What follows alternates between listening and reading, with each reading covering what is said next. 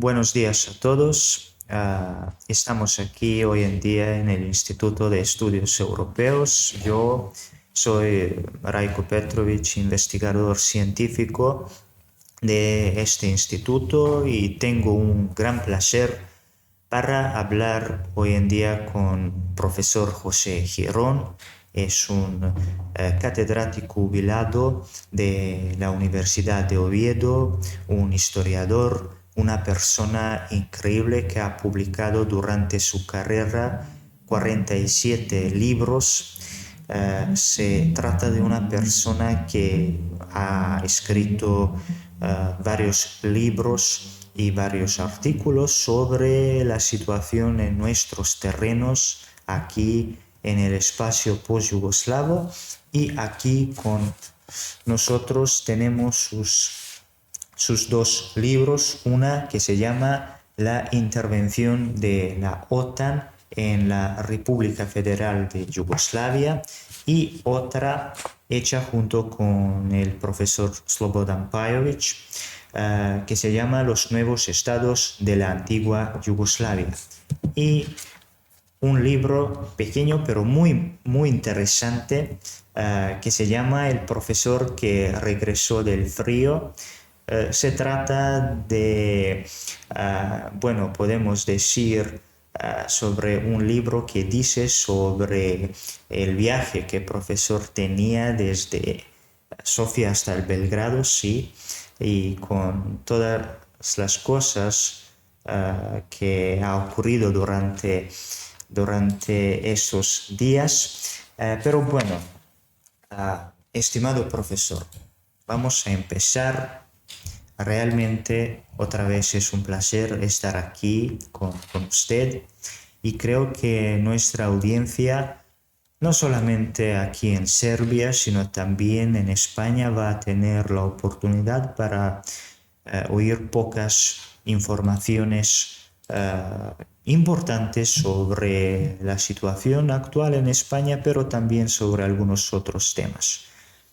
Gracias otra vez. Buenos días. Yo tengo que agradecer en primer lugar al Instituto de Estudios Europeos y al profesor Rajko Petrović por la invitación, por la cual estoy aquí en Belgrado una vez más. Creo que es la quinta vez que acudo a esta República de Serbia, antes Yugoslavia, invitado también antes por el profesor Slobodan Pajovic, y es para mí un placer muy grande porque hablar de Serbia y hablar de Yugoslavia y de España, pues que duda cabe que para los que nos dedicamos desde hace muchos años al estudio de partidos políticos y transiciones democráticas, no solamente de Serbia, también he estudiado sobre Italia, sobre Argentina, sobre Hungría, sobre todo sobre Hungría, y pues encontrarme otra vez aquí en los Balcanes, que han sido históricamente tan denostados, pero que ahora pues están en vías de incorporarse a la Unión Europea. Esperemos que sea muy rápidamente, para que todos formemos parte de esa gran Europa a la cual pertenecemos por derecho propio. Pues estar aquí con ustedes en Belgrado, ya digo, es un motivo de satisfacción muy grande. Así que muchas gracias también. El placer es nuestro, y bueno, vamos a empezar con la cuestión de la historia de España. Es evidente, es un hecho ya, que España es uno de los países más importantes en la historia, no solamente de Europa, sino también de nuestra, digamos, raza humana. ¿Qué nos puede decir usted sobre la historia española, sobre sus momentos claves, sobre las subidas y caídas de España durante la historia? Bueno, es un hecho histórico que España es uno de los países efectivamente más antiguos de Europa, tal como lo conocemos hoy día en cuanto a los límites geográficos, incluso el nombre, ¿no? El nombre de Hispania, de Roma, hoy día España, es una derivación directa de Roma, ¿no? Roma nos legó no solamente la lengua, la civilización, la cultura, el derecho y las obras públicas, ¿no? Hoy día España está llena de edificios de la época romana que se conservan, algunos de una forma admirable después de 2000 años, ¿no? Ahí está el acueducto de Segovia, que es impresionante y que ahí se mantiene tal como quedó en el siglo I hasta el día de hoy. Bueno, la historia de España es efectivamente muy larga. Luego llegaron los visigodos, que eran pueblos bárbaros, pero se romanizaron, y durante Roma permaneció en España pues durante 400 años, en algunos sitios más, porque la parte de Levante y del Mediterráneo estuvo mucho más tiempo, en la parte del norte estuvo un poco menos, pero después del reino visigodo llegaron los musulmanes de África, nos invadieron y ocuparon el territorio pues durante mucho tiempo, ¿no? Durante muchos siglos, casi 8 siglos. Y curiosamente legaron pocas cosas, ¿no? Hoy día, bueno, algunas ciudades como Córdoba, Sevilla, Granada, conservan vestigios árabes, pero poco más. Prácticamente hay poco más. Por supuesto, no construyeron ninguna carretera, por ejemplo, como Roma. Roma nos legó una red viaria de carreteras realmente impresionante, que hoy día todavía muchos trozos se conservan. E incluso algunas carreteras que después, en el siglo XVIII, se hicieron, sobre todo por un magnífico rey que tuvimos, Carlos III, a finales del siglo XVIII, siguieron la ruta trazada antes por Roma, ¿no? Y como decía, pues finalmente esa reconquista, que duró demasiado tiempo, expulsaron a los musulmanes en 1492, la fecha última, la conquista del reino de Granada por los reyes católicos, y ahí nace realmente España. Muy poco después, en 1512, se incorpora el reino de Navarra, que era el último que quedaba fuera de lo que era Castilla, León y Aragón. Como significa Aragón y Castilla, queda solamente el reino musulmán, se incorpora, y luego en 1512 se incorpora Navarra, y a partir de ese momento ya España queda configurada hasta el día de hoy con los mismos límites, no hubo ninguna otra modificación. Bueno, bien es cierto que le conquistamos a Portugal, un pequeño pueblo, en 1800, pero bueno. Olivares, sí. Exacto. Algo que, bueno, no nos sentimos algunos, por lo menos, especialmente orgullosos, porque era pues, siempre territorio portugués y nunca se devolvió. Eso sea de paso. Un territorio, por otra parte, muy, muy pequeñito. Una extensión mínima, solamente un pueblecito, ¿no?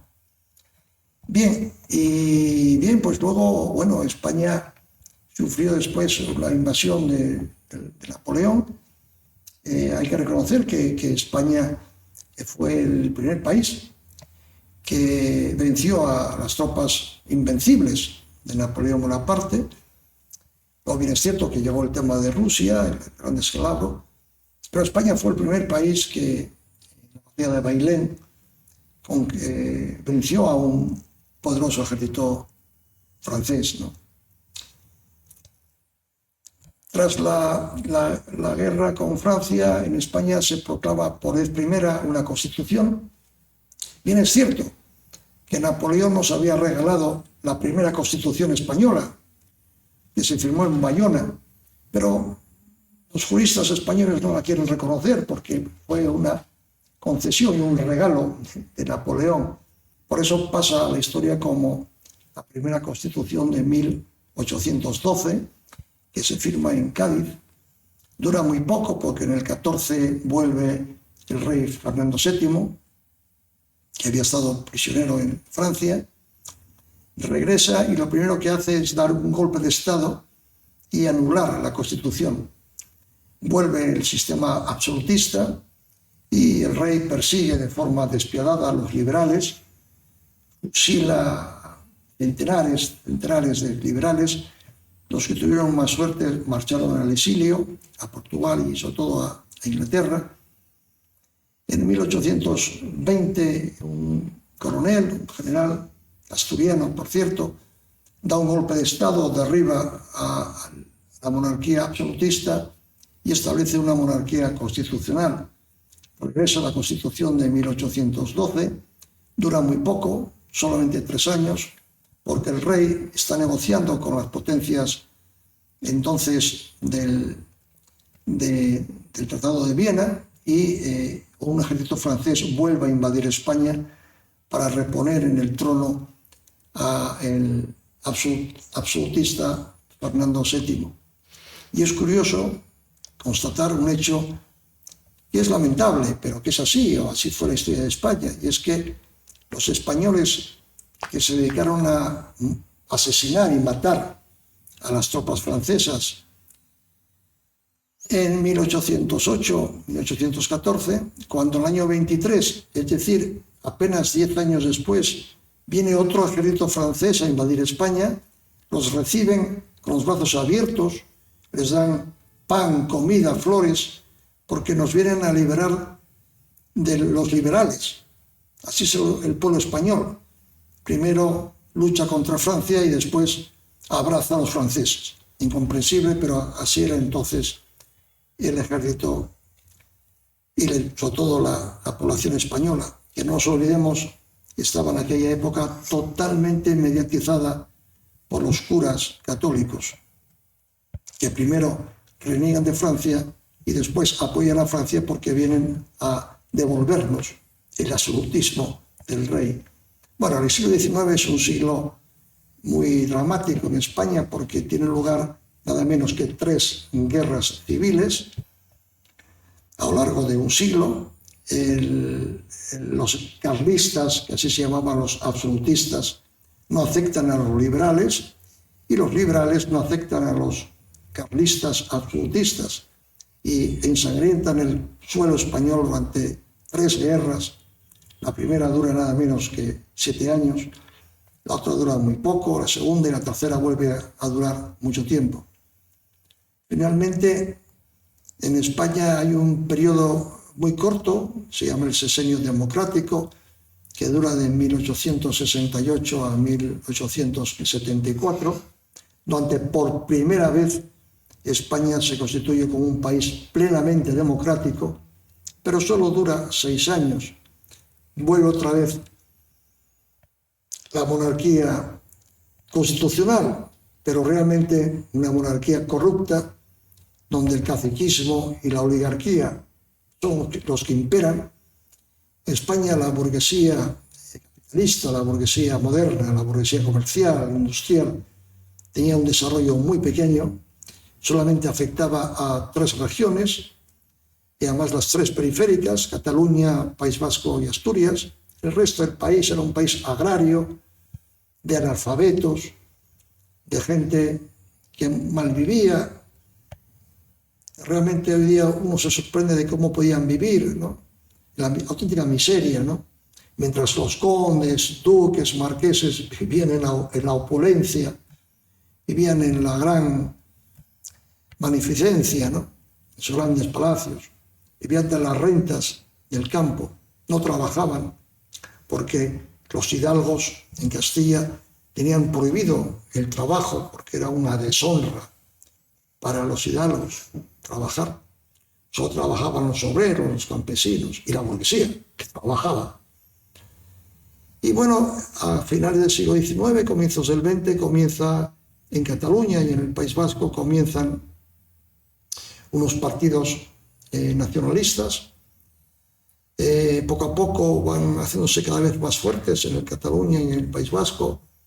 Y pasó el tiempo. En el año 31 se proclama la Segunda República en España, una república democrática, con una constitución nueva y con unos gobiernos primeramente de izquierda, que dura hasta el año 33, luego vencen el centro y la derecha, Y en el 34 España sufre un intento de revolución socialista, comunista, que dura solo 15 días y que el gobierno de Madrid logra controlar y desbaratar ese intento que tenía como modelo pues la Unión Soviética.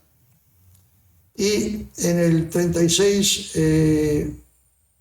vuelven a ganar las izquierdas, vuelven al gobierno, y en julio la Iglesia Católica, la oligarquía y una parte del ejército se sublevan contra el gobierno legítimo de la Segunda República y comienza y fracasa el golpe de Estado y comienza una guerra civil que dura 3 años y que finalmente el general Franco obtiene la victoria gracias exclusivamente a la enorme ayuda de armamento de Alemania y de la Alemania de Hitler y a la Italia fascista, que le envía más de 100.000 soldados a la guerra, ¿no? Tras la victoria de Franco se inicia una represión muy fuerte, ciertamente, que dura hasta los años 50. En el año 53 hay un pacto con Estados Unidos muy importante porque España sale del aislamiento que había sufrido desde el año 45 con el triunfo de los aliados en la Segunda Guerra Mundial. Franco había sido un gran defensor de la Alemania nazi, pero curiosamente Churchill decide que hay que respetar a Franco en contra de la opinión de los Estados Unidos, que quería acabar con Franco, pero Churchill dice que no, que Franco es un adalid del anticomunismo y que hay que preservar la figura de Franco en España. Bien, así es como se llega al año 53 con el pacto con Estados Unidos. Se instalan las 3 grandes bases que hoy día siguen del ejército norteamericano en España, y en el año 59 comienza una situación en España inédita, que es la industrialización de toda España.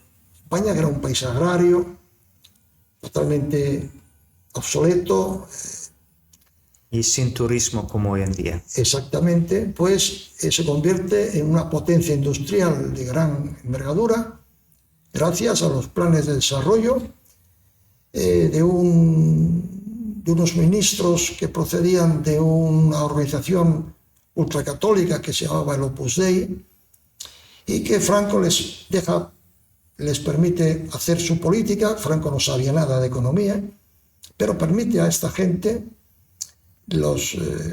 una serie de ministros que realmente hacen una auténtica revolución en el campo de la industria, ¿no?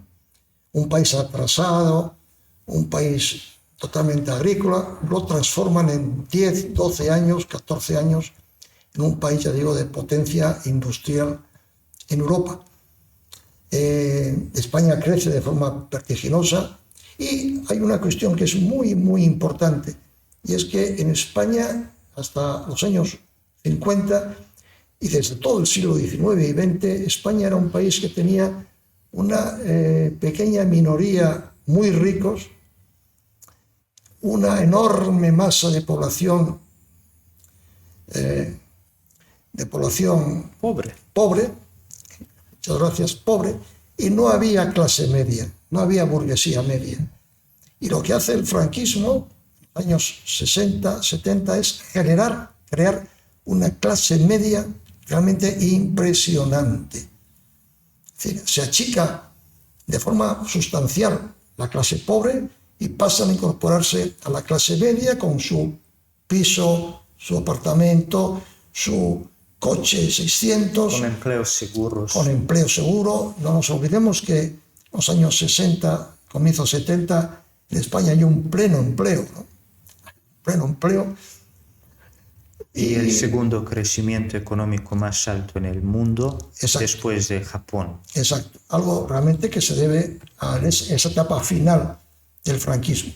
Bueno, muere Franco y precisamente llega el comienzo de la transición, y una de de las grandes victorias de aquello que se llamó en España pasar página del franquismo y de la guerra y de la Segunda República, gracias al acuerdo de un presidente realmente maravilloso que se llamó Adolfo Suárez, que inventó un partido de centro derecha, UCD.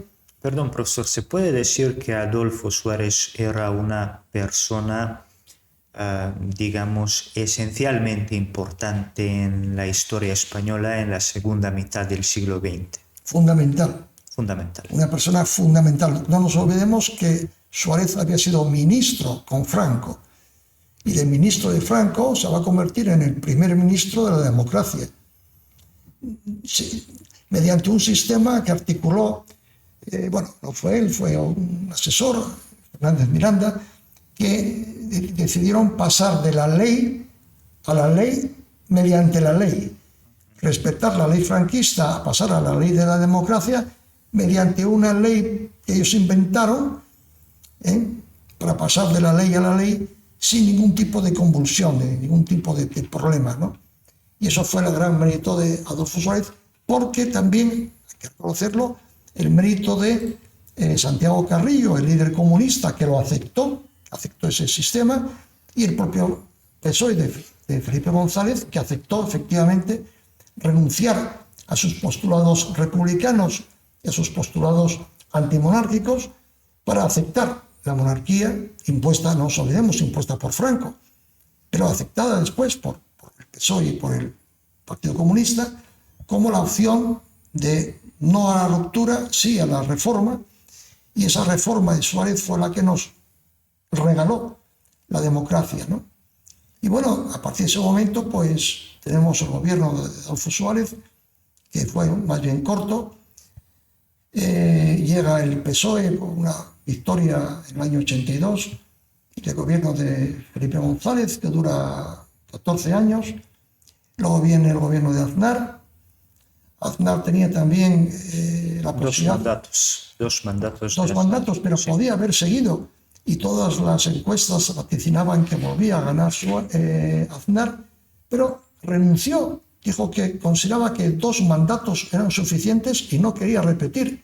Eso fue un tema absurdo por parte de Aznar, que hubiese ganado las terceras elecciones. Sí, no era una persona vieja en esa época. Para nada, era una persona joven. Pero quería demostrar en España que, siguiendo el modelo de Estados Unidos, con 2 mandatos eran suficientes, lo cual no significaba que volviese después, quizá, otro mandato muy posterior, pero no quiso seguir. Y bueno, ganó Zapatero del PSOE, y Zapatero abrió, decimos allá, la caja de los truenos, regresando a postulados que estaban completamente olvidados y que nadie se refería a ellos, que era el tema de la guerra civil, la Segunda República, problemas que España había superado perfectamente sin ningún problema, hacía 35 años, y volvió a sacarlos y ponerlos encima de la mesa de forma absurda. Luego vino el gobierno de Rajoy, que prometió muchos cambios y no hizo ninguno, excepto sacar la economía a flote, que efectivamente había hundido Zapatero, y el PSOE la sacó a flote, pero luego llegó Pedro Sánchez, nuevamente del PSOE, y siguió la política de Zapatero de no enfrentarse a los problemas reales de España. Hoy día España tiene problemas muy serios y se dedica a problemas marginales que nadie le importa, y no ataca los problemas importantes, que es el problema del paro. Hay un paro en España enorme, hay un alza del coste de la vida enorme, tenemos una deuda externa que es gigantesca, tenemos un billón y medio de deuda externa. Cada español debemos, creo que son 37.000 euros a los bancos extranjeros, una deuda que creo que jamás se podrá pagar, a no ser que nos roben los depósitos bancarios o nos roben los coches y las casas. 1,5 billones es una deuda impagable, ¿no? generada sobre todo por el despilfarro de Zapatero y el despilfarro del señor Sánchez, porque Rajoy lo que hizo fue justamente no gastar en exceso, sino que había que ahorrar. Pero los gobiernos socialistas lo que hacen es dedicarse a malgastar el dinero, ¿no? Bueno, y entonces creo que ahora es un buen momento para empezar con el análisis de la situación actual en España, porque, bueno, desde mi punto de vista, no soy un español, pero soy un serbio dedicado a las investigaciones relacionadas con España y con el mundo hispánico. Se nota que España está en una situación históricamente importante. Vamos a tener las nuevas, digamos, prematuras elecciones legislativas en el mes de julio. Todas las encuestas dicen que el Partido Popular, el famoso PP, va a ganar y que ahora está liderado por parte de Alberto Núñez Feijóo, una persona que lideró Junto de Galicia durante muchos años.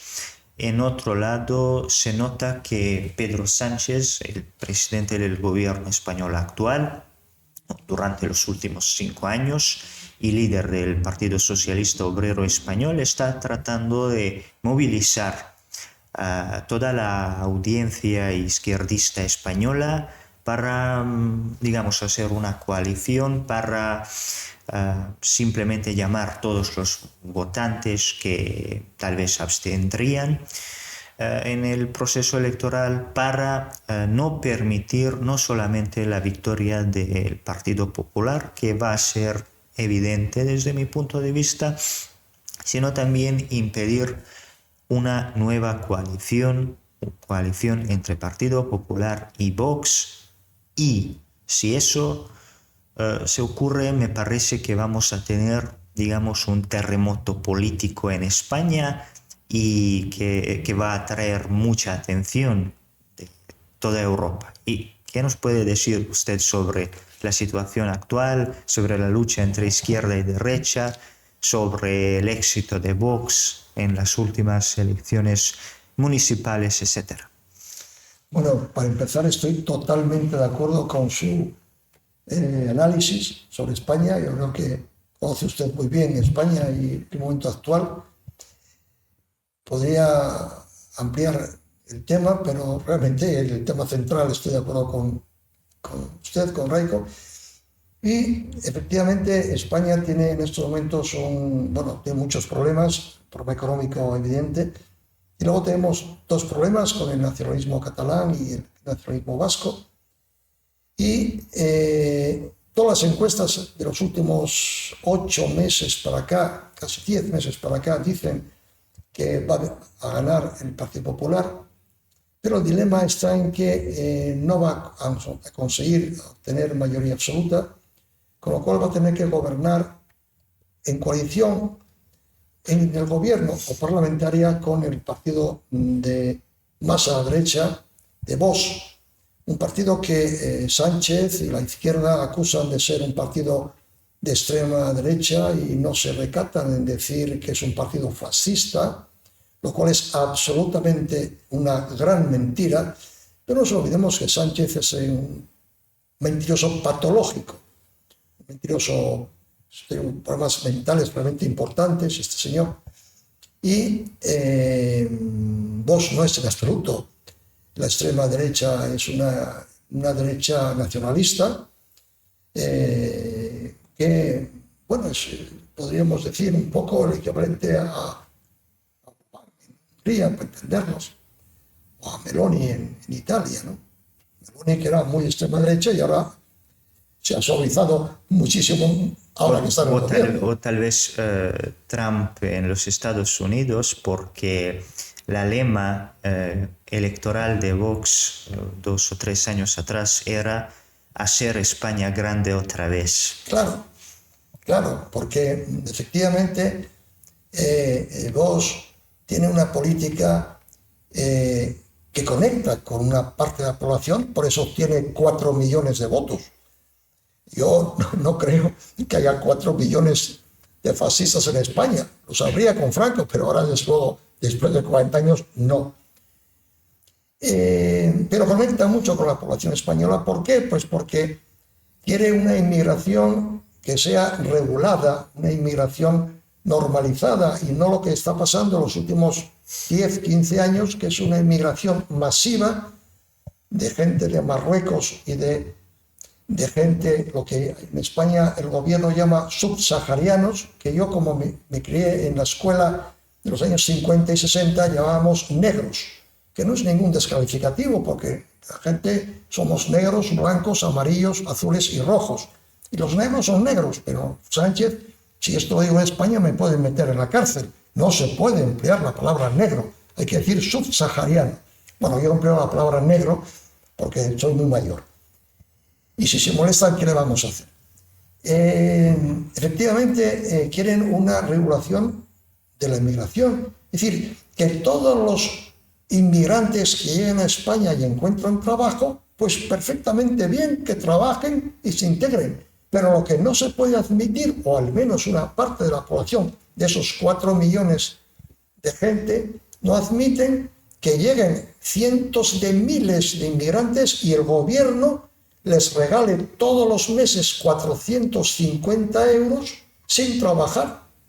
Tienen acceso a la seguridad social total, gratuita, no trabajan, no cotizan y les regala el gobierno 450 euros de mis impuestos. Y claro, hay una población española que eso considera que no es justo ni normal. Por eso muchos votantes del PP, muchos millones también están en contra de esa situación. Lo que pasa es que el PP, que es mucho más blando, mucho más suave en su mensaje, pues no quiere meterse en conflictos. Pero no solamente el tema de inmigración, el tema de la deuda pública, ¿no? Esa deuda gigantesca que los gobiernos socialistas generan, pues gastando un dinero que no les es propio, que es de los impuestos que pagamos los españoles y de los dineros que les regala la Unión Europea, y lo malgasten en lugar de emplearlo en cuestiones importantes, obras públicas, ferrocarriles, carreteras, hospitales, escuelas, universidades. No, se dedican a malgastarlo. Y entonces estas cuestiones hacen que efectivamente la gente esté muy harta de los gobiernos de Sánchez, que encima no nos olvidemos que está gobernando gracias al apoyo de un partido ultraizquierda, que es Podemos, que están en el gobierno con 5 ministros y con un ministro comunista. Es el único país de Europa que tiene un ministro comunista en el gobierno, el señor Alberto Garzón, dirigente del Partido Comunista, que es miembro hoy del partido del gobierno de Pedro Sánchez. Y mucha gente ese tema, pues lógicamente no le gusta, ¿no? Y mucho menos que a nivel parlamentario Sánchez se permanezca en el poder gracias al apoyo, repito, parlamentario de 4 partidos independentistas, los 2 partidos vascos y los 2 partidos catalanes. Pero es que además uno de los partidos vascos, Bildu, es el brazo político, el partido político de ETA, la antigua organización terrorista que asesinó a casi 1000 personas en España, defendiendo una hipotética república socialista independiente del País Vasco, socialista, realmente comunista, ¿no? Y que hoy día ya no existe, pero existe un brazo político, un partido político que es Bildu, antes Herri Batasuna, que por desgracia tiene una aceptación en el País Vasco a nivel electoral bastante importante que algunos realmente no conseguimos entender, pero que así es. Bueno, hay tantas cosas importantes e interesantes en la vida política española hoy en día. Se habla mucho, por ejemplo, sobre el fascismo en España, y me parece que ese término se utiliza prácticamente cada día sin una justificación real, porque es cuestionable si podemos calificar la época del franquismo como la época del fascismo en España, y por eso creo que es importante aclarar un poco más por qué la izquierda o la izquierda extrema española llama a Vox y en algunas ocasiones y PP también, como los popularmente dicho fachas. Sí, es importante que en España, tras aquel pacto histórico, yo creo que irrepetible, de Suárez con el Partido Socialista y el Partido Comunista, que dio lugar a una transición, repito, modélica, que fue una transición que, repito, eso fue modelo para algunos países del este europeo que salían de la época comunista y para algunos países de América Latina. Pues ese modelo que superó la dicotomía entre las dos Españas, la España azul y la España roja, los gobiernos de Suárez y especialmente los gobiernos de Felipe González y después de José María Aznar, nunca más volvieron a hablar de temas relacionados con el franquismo ni con la guerra civil.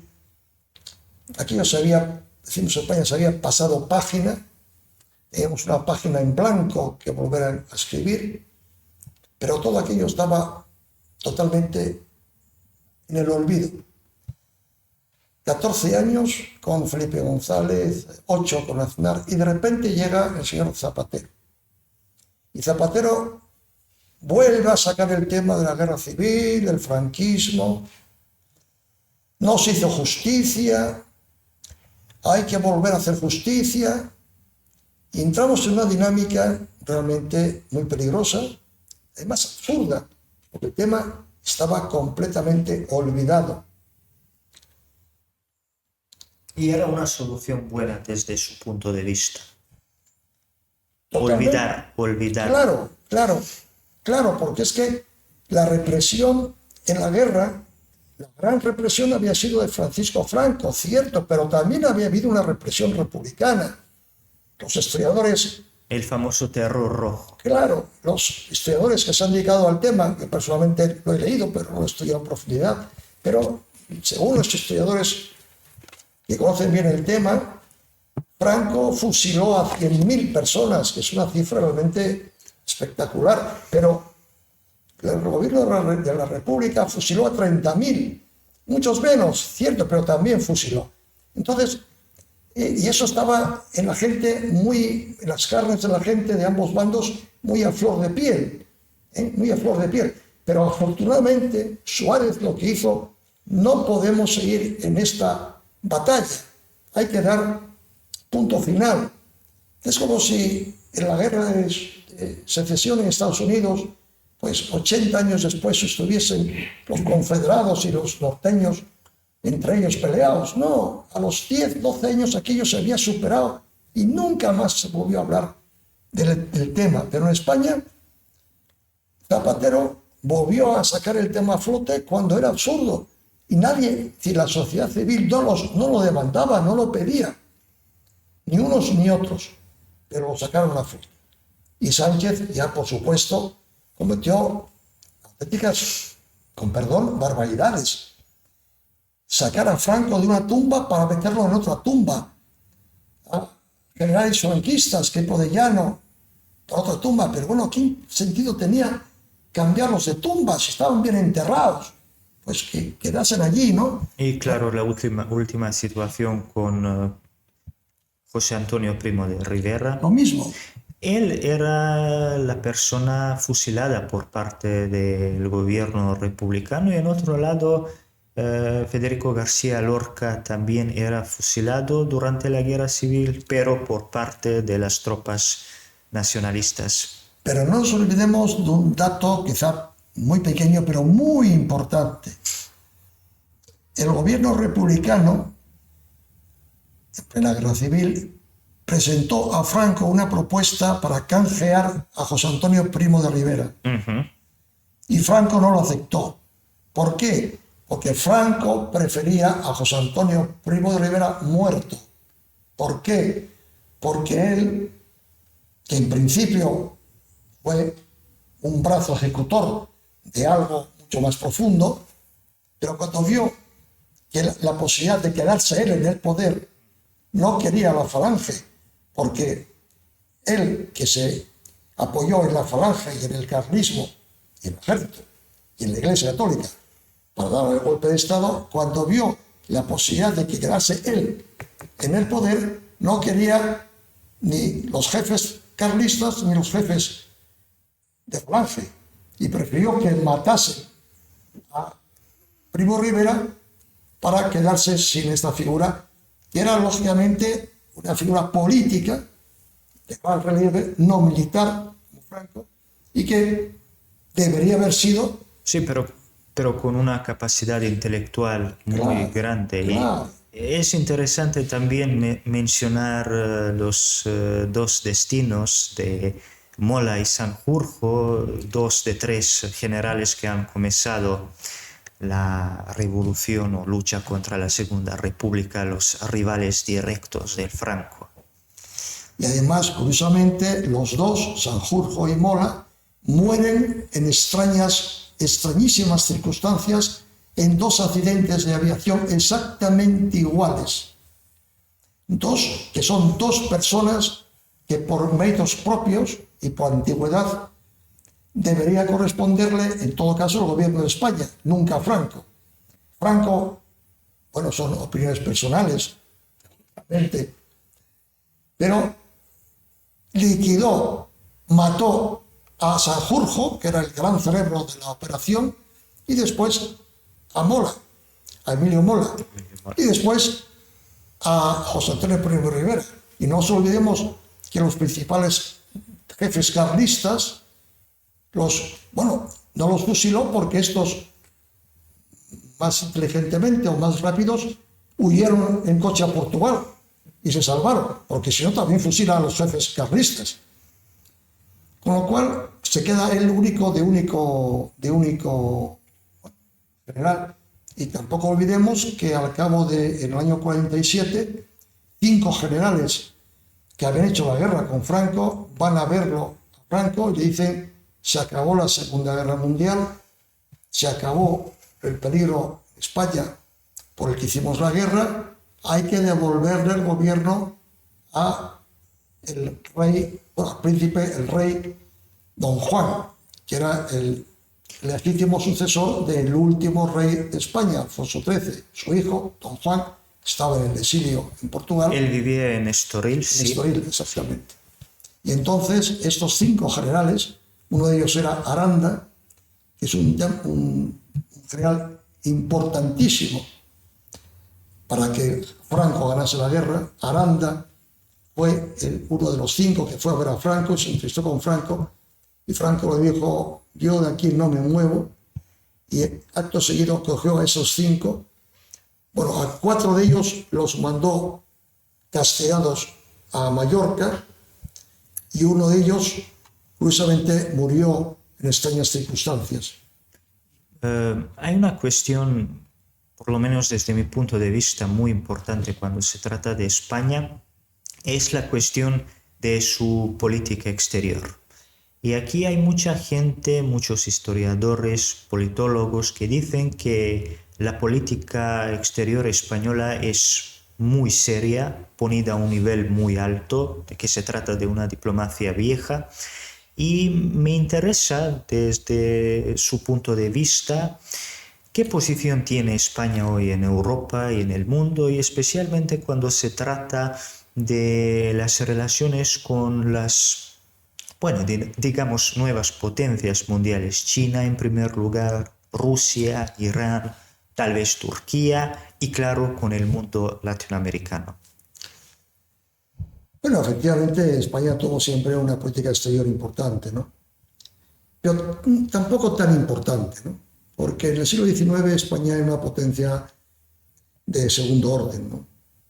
No nos olvidemos que desde 1898, que España pierde las últimas colonias gracias a una guerra que tuvimos con Estados Unidos, que duró... Por Puerto Rico, Cuba, Guam y Filipinas. Exactamente.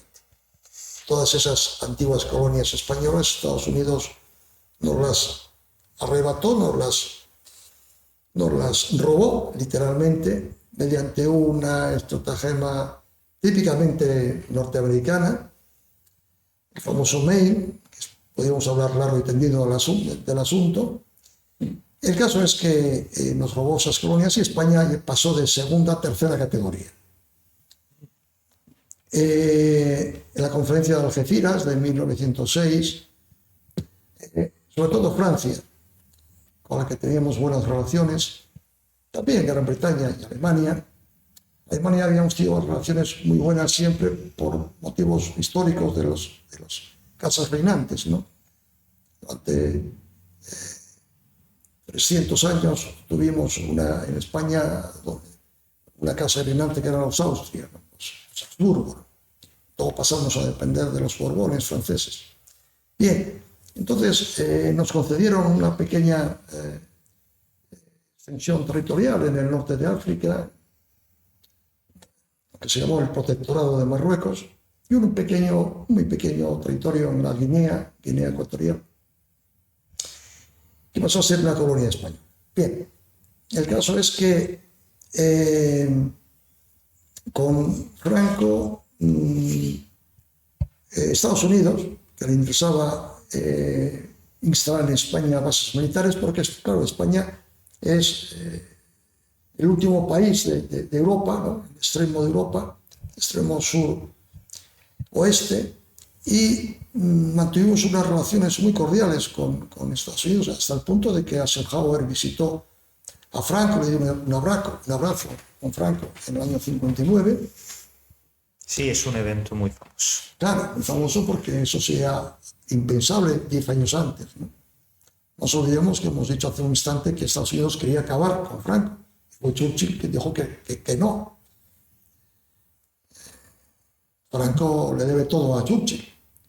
No a Estados Unidos, pero sí a Churchill. Bien, el caso es que, no obstante, España nunca quiso pertenecer a la NATO, a la OTAN, ni con Franco ni con Suárez. Suárez recibió múltiples presiones de Estados Unidos para ingresar en la OTAN, las rechazó siempre, y hasta que llegó Felipe González, que utilizó una gran mentira al pueblo español, diciendo que si no ingresábamos en la OTAN no nos iban a admitir en la Unión Europea. Claro. Lo cual era absolutamente mentira, no tenía nada que ver una cosa con la otra. Pero bueno, la televisión, la prensa, hace milagros. La gente se lo creyó. Y entonces el PSOE, que inicialmente decían la OTAN de entrada no, se convirtió en la OTAN sí. Hubo un referéndum que ganaron por escaso margen el gobierno del PSOE, y España ingresó en la OTAN, en la NATO, y poco después, un año después, ingresó también en la Unión Europea junto con Portugal. Y ahora pasamos a la época actual, ¿no? Donde yo quería referirme concretamente a una cuestión que es muy sensible a la opinión pública, sobre todo a la opinión pública de edad mediana y mayor, por lo siguiente. España, también por mandato de las potencias europeas, había obtenido un territorio en el que se llamaba el Sáhara Occidental, al sur de Marruecos, frente a Mauritania, y el Sáhara español se mantuvo hasta el año 75. Las Naciones Unidas había aprobado una resolución por la cual España debía pasar a autodeterminación, a un referéndum, para que la población del Sáhara se pronunciase sobre la independencia. Pero justamente Franco fallece. Ya años antes, Hassan II, rey de Marruecos, le había pedido a Franco que que devolviese el Sáhara a Marruecos. Franco se había negado absolutamente, diciéndole que el Sáhara nunca históricamente había pertenecido a Marruecos. ¿Qué es lo que decía la ONU? Franco lo dijo, es muy importante. Curiosamente, Franco ingresa en un hospital donde se muere y simultáneamente, cuando Franco ya no es capaz de responder, se celebra la famosa Marcha Verde, una marcha pacífica de 200.000 marroquíes que penetran en el Sáhara. Antes de penetrar, el rey, que todavía no es rey, Juan Carlos va personalmente al Sáhara a arengar a las tropas españolas a defender el Sáhara frente al intento de agresión de Marruecos, y le dice: España nunca permitirá que Marruecos entre en el Sáhara. Y justamente una semana después, la diplomacia de Estados Unidos obliga a cambiar la opinión del futuro rey y el Sáhara es invadido por Marruecos. Hasta el día de hoy se forma el Frente Polisario y durante 40 años todos los gobiernos de España de todos los signos, de centro, izquierda o derecha, mantienen el respeto a las resoluciones de Naciones Unidas, que hay que celebrar un referéndum de autodeterminación y que Marruecos tiene que abandonar el Sáhara. Curiosamente, hace apenas un año, quizá ya dos años, ¿verdad? El gobierno de Pedro Sánchez, de repente, sin avisar a la oposición, sin hacer un debate parlamentario, sin hacer ningún debate democrático, ordeno y mando, decide regalarle el Sáhara a Marruecos. La opinión pública española no lo entendió ni lo entiende. Hay una cuestión interna muy oscura, todavía no se ha ido a la luz, algún día saldrá seguramente. Algunos dicen que es la llamada de Biden, que le dijo a Sánchez: el Sáhara a Marruecos y a callar.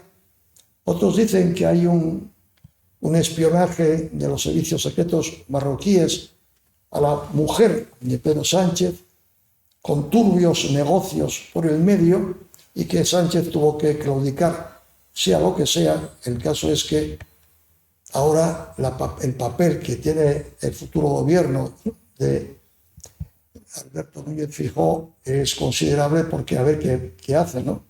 Si se desdice, vuelve a la antigua opinión de todos los gobiernos democráticos de España, o mantiene el estatus actual, que es un estatus que yo creo que el 95% de la población española lo acepta. Bueno, y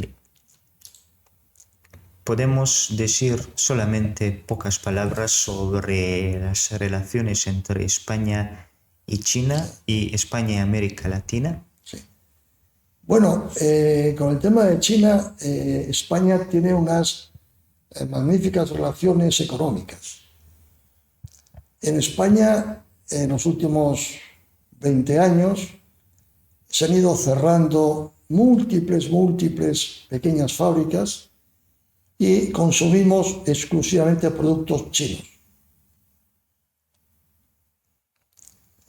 El número de productos es enorme, de todo tipo, no solamente electrónicos y coches, sino de todo tipo, de China, que son más baratos, dicen, que los productos nacionales.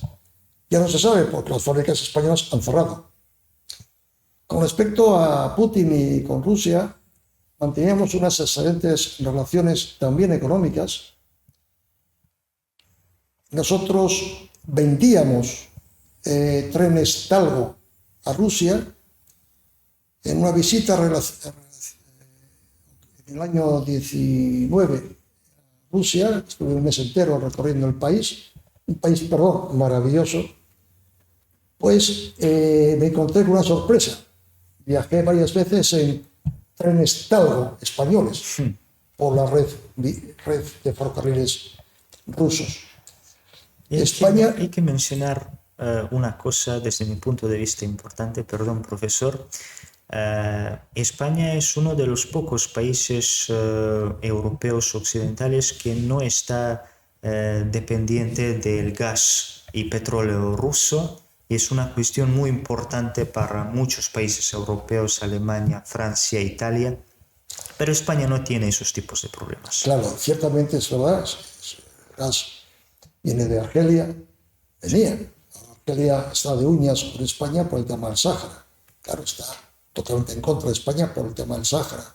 Argelia apoya al Frente Polisario, que es el gran enemigo de Marruecos.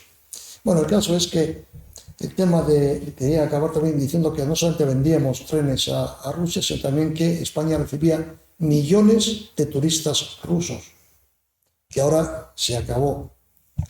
Y se acabó también la venta de los trenes a Rusia, ¿no? Con la actual guerra, ¿no? ¿Y América Latina? Sí, América Latina hemos mantenido siempre una relación compleja, ¿no?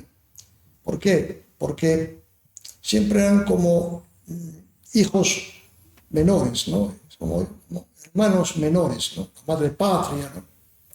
Y afortunadamente con Felipe González esa opinión varió, ¿no? Empezamos a tener una relación de tú a tú, de iguales, lo cual era lógico, ¿no? Pues entonces esa idea no se mantenía exactamente igual, ¿no?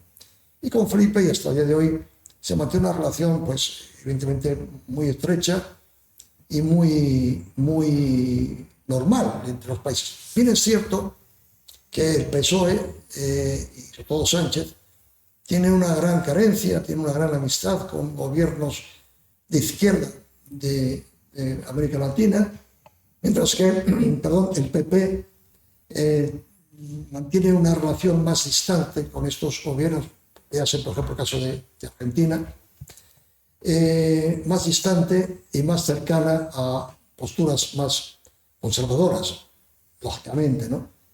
Pero lo que es importante es que, no sé, por ejemplo, un dato, la Real Academia de la Lengua Española nunca recogía expresiones del español o del castellano de América Latina. En los últimos 10 años ha empezado a recoger y a aceptar expresiones nuevas como selfie, por ejemplo. No solamente me refiero a expresiones anglosajonas, sino expresiones típicamente pues, de Colombia o México o de otros países norteamericanos que hasta ahora no las recogía, y ahora se entra en internet, en la RAE, y aparecen vocablos que se utilizan habitualmente en países latinoamericanos y que son aceptados por la Real Academia de la Lengua Española, porque han hecho una asociación con las con las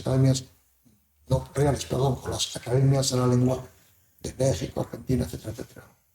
Bueno, estamos terminando ahora. Me gustaría aprovechar esta oportunidad no solamente para agradecerle, sino también para destacar pocas cosas, por lo menos desde mi punto de vista, muy importantes.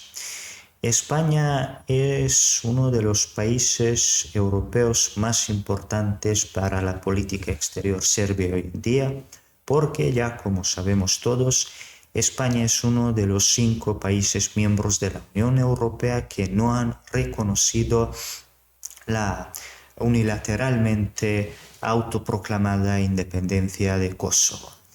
Y ese hecho, esa obra diplomática española, profundizó mucho las relaciones entre dos países. Claro, hay que hacer muchas cosas en el ámbito de economía, de educación, etc. Pero podemos decir que también la visita de Pedro Sánchez un año atrás Era un momento muy importante y esperamos que el rey Felipe VI va a venir para visitar Serbia y sería un placer recibir un rey español aquí en Belgrado. Bueno, estimado profesor, espero que en el futuro también vamos a tener las oportunidades para hablar sobre muchos otros temas porque España es un país que provoca tantas cuestiones, problemas, pero claro, hay que mencionar una cosa más. España realmente es uno de los países más hermosos en el mundo, con una naturaleza riquísima, con la gente trabajadora buena y bueno, espero que vamos a continuar, profundizar nosotros dos y también nuestros otros colegas, profundizar los lazos y construir los nuevos puentes entre Serbia y España. Muchas gracias. Muchas gracias. Yo también tengo que agradecer esta oportunidad de estar en Belgrado con todos ustedes, gracias a su invitación. Y solamente quería referirme para acabar también muy brevemente a una cuestión que usted ha comentado, y es el tema de Serbia, Kosovo y España, ¿no? En España el tema de Kosovo fue un tema que caló muy fuerte en la opinión pública por una razón muy sencilla, ¿no? Porque España estábamos padeciendo el terrorismo de ETA y a nosotros el terrorismo de la UCK kosovar nos impresionaba, ¿no? Que se dedicasen a matar a serbios, ¿no? Y la similitud era tan grande que en España hubo una corriente de opinión pública muy fuerte y de prensa, televisión menos, pero la prensa, de solidaridad con el pueblo serbio, porque efectivamente no entendíamos aquel cambio de opinión que hubo de forma espectacular, casi de un día a otro, de que los Estados Unidos y Alemania, de considerar a la UCK como un grupo terrorista, de pronto pasaron a ser los llamados luchadores de la libertad, algo que nosotros no podíamos entender, porque pensábamos, no, solo no nos falta que ahora la ETA sean también luchadores por la libertad. Bueno, el tema es que efectivamente España no ha reconocido, espero que nunca lo reconozca, a un Kosovo independiente, porque Kosovo es una provincia, fue siempre una provincia de Serbia, es una provincia de Serbia y es parte integrante del antiguo reino de Serbia, ¿no? Y esperemos que así sea.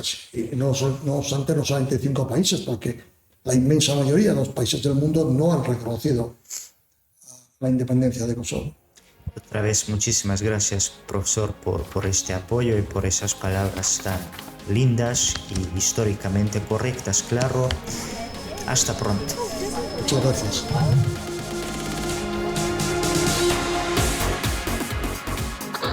Perfect.